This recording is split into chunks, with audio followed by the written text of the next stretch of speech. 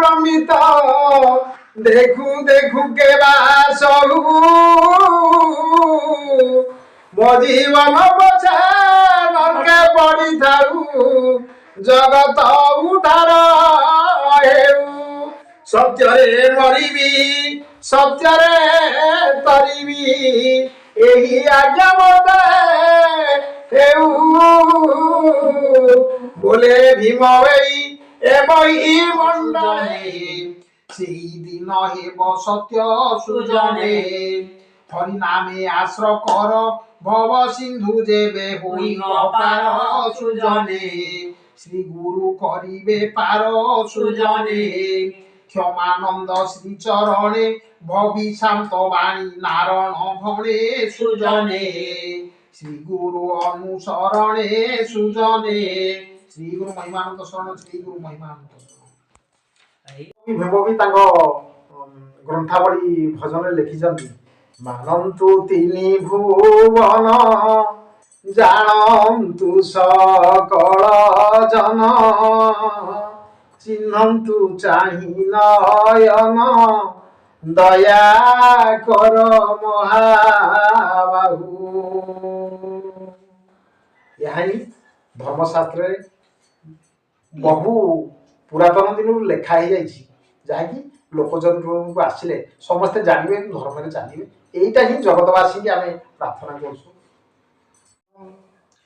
କୋଳାହଳ ହୋଇ ନାମ ଶବଦରେ ସମସ୍ତେ ଚେତା ପାଇବେ କର ତାଙ୍କୁ ଦେଖି କଳ୍ପନା ଉପେକ୍ଷୀ ସମସ୍ତେ ଆଶ୍ରିତ ହେବେ।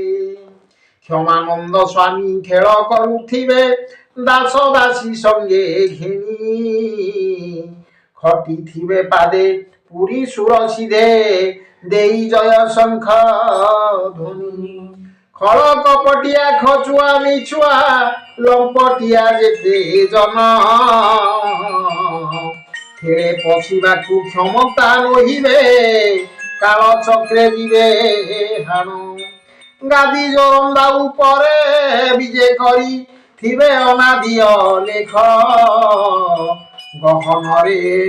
গহনরে চৌপাশে খটি থিবে নিষ্কাম ভক্ত যেতেক গিনি খঞ্জনি বাজু থিবে ভক্তে গাই অলেখ ভজন গন্ধর্বে আনি চৌকি লাগিথিবে ঘেনি বেত বাড়ি মান ঘন ঘন ঘণ্টা পিটিয়ে উঠিব পহর ঘড়ি কি ঘড়ি গোপী থিবে চারি উণা লক্ষে রাজা প্রসমে ধারি কি ধারি ঘোর ঘড় ঘড়ি মুখরা বসনে শুভুথিব ঘন ঘন ঘেরি পটুয়ারি রাজা বেড়ি থিবে সাপুরে মাগিনী মান উদে হই চন্দ্র সূর্য তারা গণ খেলরে মিশিবে আসি উয়াস পূর্ণিমা বারণ নজীব একত্র দিবস মিশি। कौन तार जोटा आपण पढ़िले जो सूर्य चंद्र तारा कौन तार अर्थ टिके प्रभुंकर खेल गुरु परम महिमा स्वामी अच्छा जोरंद धाम रे अच्छा नित्य खेल आरंभ करिवे एवं ए भीमभोई 34 ग्रंथमाला रे लेखा रही प्रमाण जे कि चंद्र सूर्य ये दुई जन देहवंत होई प्रभुंक खेल रे आसिकरी खेल करिवे शुणु चंद्र सूर्य आसी खेल करिया आज्ञा ये देहवंत होई आसीबे खेल करिया जेते चंद्र सूर्य प्रभु खेल को आसवे खेल करने ये धरापृष्ठ अंधकार शास्त्र प्रमाणित रही केते दूर सत्य केते दूर मिथ्या ताहा तो आमे कहि परिबेनी। महापुरुष माने शास्त्र लिखि दिछंती सेही शास्त्र को ही आमे अनुसरण करि चलिबा एवं प्रभु को प्रार्थना करबा। एटा होची महिमा धर्मर धर्म एवं आम भगवानकर धर्म। जेहेतु आमे गृहस्थ रही प्रभु को प्रार्थना करछे जणुचे केबे सेही जगत उद्धार हबो हमर भीमभोई कोन कहथिले प्राणी को आरत दुख प्रमित ଦେଖୁ ଦେଖୁ କେବା ସବୁ ମୋରି ଗଣ ପଛେ ନରକେ ପଡ଼ିଥାଉ ଜଗତ ଉଦ୍ଧାର ହଉ। ପୃଷ୍ଠା 55 ଆଜ୍ଞା। ଏଇ ଯୋଉ ପଦଟି ଆପଣ କହିଲେ ଏଟା ଟିକେ ବ୍ୟାଖ୍ୟା କଲେ ସାଧାରଣ ଲୋକ କଣ ବୁଝିବା? ଏଇ ଯୋଉଟି ଆପଣ କହିଲେ ପ୍ରାଣୀଙ୍କ ଆରତ ଦୁଃଖ ବପିତ କଣ ତା ଅର୍ଥ ବୁଝିବା? ପ୍ରାଣୀଙ୍କର ଯେଉଁ ଭଳିଆ ଦୁଃଖ ଏବଂ ଆରତରେ ସେ ଡାକିବେ। ପ୍ରଭୁଙ୍କୁ ପ୍ରାର୍ଥନା କରୁଛନ୍ତି ଡାକୁଛନ୍ତି ଏବଂ ରହିଛନ୍ତି ଆଚ୍ଛା। ତାଙ୍କର ଦୁଃଖ କେହି ସହିପାରିବେ ନାହିଁ।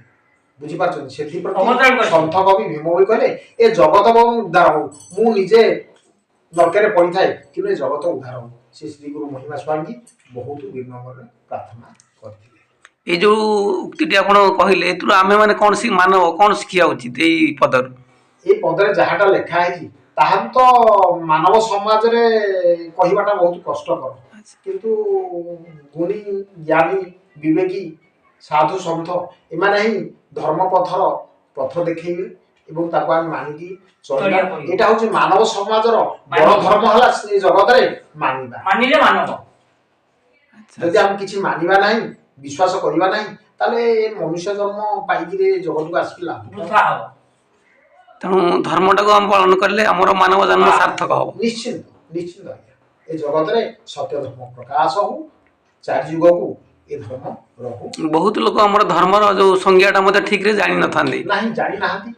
ତେଣୁ ସେମାନେ ଧର୍ମ ମାର୍ଗରେ ଚାଲୁନାହାନ୍ତି। କେବଳ ହିଁ ଧର୍ମକୁ ପାଇବାକୁ ହେଲେ ଆମେ ଶାସ୍ତ୍ର ପାଠ କରିବା ଏବଂ ଚିନ୍ତା କରିବା ଏ ସମାଜରେ ସତ୍ୟକୁ ମାନିବା ଏବଂ ସମସ୍ତେ ସତ୍ୟ କହିବା।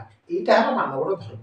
ଯେହେତୁ ଆମେ ଗୃହସ୍ଥରେ ଅଛେ ଗୃହକୁ ପରିଚାଳିତ କରୁଛେ କେବଳ ହିଁ ପେଟ ପୋଷିବା ପାଇଁ ଏବଂ କିଛି କର୍ମ କରୁଛେ ତାହା ତ ଆମେ କହିପାରିବାନି। କିନ୍ତୁ ସାଧୁ ସମାଜ ଭିତରେ ଆଜି ସାଧୁ ସନ୍ଥମାନେ ଅନେକ ଯୁଗରୁ ସେ ପିତାମାତା ହରେଇ ଦେଇକିରି ପ୍ରଭୁଙ୍କର ପବିତ୍ର ନାମକୁ ପ୍ରଚାର କରୁଛନ୍ତି। ସେମାନେ ଭଗବାନଙ୍କ ଚରଣରେ ନିଜର ଜୀବନକୁ ସମର୍ପଣ କରିଦେଇଛନ୍ତି। ସମର୍ପଣ କରିଦେଇଛନ୍ତି। ଯାହା ବହୁତ ସୁନ୍ଦର କଥା ଆପଣ ତ କହିଲେ ଏ ଚ୍ୟାନେଲରେ ଆଗକୁ ମଧ୍ୟ ଏଇଭଳିଆ ଖୁବ ସୁନ୍ଦର ସୁନ୍ଦର କଥା ଧାର୍ମିକ କଥା ମହିମା ଧର୍ମର ଅଲୌକିକ କଥା ମଧ୍ୟ ଆପଣ ପ୍ରକାଶ କରିବେ। ମୋର ଅନୁରୋଧ ରହିଲା ଆମର ଦର୍ଶକମାନେ ମଧ୍ୟ ଏଇ ଭିଡ଼ିଓଟିକୁ ସୁନ୍ଦର ଭାବରେ ଦେଖୁଥିବେ ଏବଂ ସେମାନଙ୍କ ମତାମତ ମଧ୍ୟ କମେଣ୍ଟରେ ଦେବେ। ଆଉ ପୁଣି ଆପଣଙ୍କ ସହିତ ଭଲ ଗୋଟିଏ ବ୍ଲଗରେ ଦେଖା ହେବ। ଅଲେଖ ଶରଣ। ଶ୍ରୀ ଗୁରୁ ମହିମାନ୍ତ ଶରଣ ଶ୍ରୀ ଗୁରୁ ମହିମାନ୍ତ ଶରଣ। ଖଣ୍ଡିଏ ଖସି ପଡ଼ିଲାଣି ଏଥର ସମ୍ଭାଳରେ ଭାଇ ପରତେ ସମ୍ପ୍ରତେ ନ ଯିବାରୁ କେହି ପରମଶର ଦେଲେ ଥୋଇ ସୁଜନେ ଅପ୍ରତି ନ କର ମନରେ ପରମ ପୁରୁଷ ଯାହାଙ୍କୁ ବୋଲନ୍ତି ଖୋଜ ଢେଙ୍କାନାଳ ରାଜ୍ୟରେ ସୁଜନେ ଅପ୍ରତି ନ କର ମନରେ ଫେରି ଦେଲା ବେଳେ ଜ୍ଞାନ ଢାଙ୍କୁଣିକି ଫିଟିବ ସକଳ ସଂଶୟ ଫଟା ନାବ ଖଣ୍ଡି ଫାଟିଗଲା ବେଳେ କାହାକୁ କରିବ ଆଶ୍ରୟ ସୁଜନେ ଫେରିବେ ଅଶେଷ ଦୁର୍ଗତି ବୃଦ୍ଧ ରତନରେ ମୁକତି ପସରା ଫକୀର ବେଶ ଧରିଛନ୍ତି ସୁଜନେ ଫେରିବେ ଅଶେଷ ଦୁର୍ଗତି ବୃଦ୍ଧ ବୟସରେ ବୁଲନ୍ତି ସଂସାରେ ଏମନ୍ତ ପୁରୁଷ ଶ୍ରୀହରି ବୟସ ଅଳପ ଯୁଗ ନବକଳ୍ପ ସିଦ୍ଧ ଶୂନ୍ୟ ବ୍ରହ୍ମ ଚାତୁରୀ ସୁଜନେ ଏମନ୍ତ ପୁରୁଷ ଶ୍ରୀହରି ଜୋରନ୍ଦାରେ ଝାଡ଼ ଆଳତି ବୁଡ଼ାଇ ଘୃତକୁ ତୁଳାଳେ ଅନଳ ଝାଡ଼ରେ ଜଳାଇବେ ବତି ମୃତ୍ୟଙ୍କ ନିମନ୍ତେ ଭେଳା ବାନ୍ଧିଛନ୍ତି ଭାବଗ୍ରାହୀ ଭୟ ନାଶନ